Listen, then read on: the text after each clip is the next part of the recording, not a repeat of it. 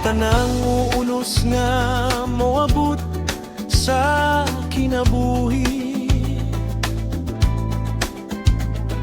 Ikaw ang pahiyom nga nagapahupay sa kasakit. Bisan pagdaghan ng kalisdanan o kasubo, way mahimo ang problema kung na imong gugma.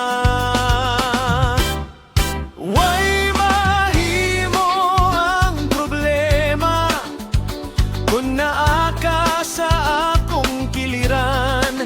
Ang imong gugma mao'y tambal sa tanang kasakit ug kabalaka.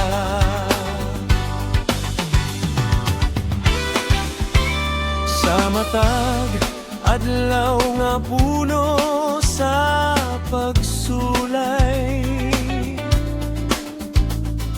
ikaw ang biton nga nagdanag sa kang ngitngit.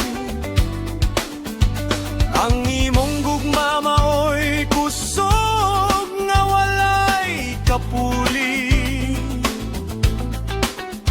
naghatag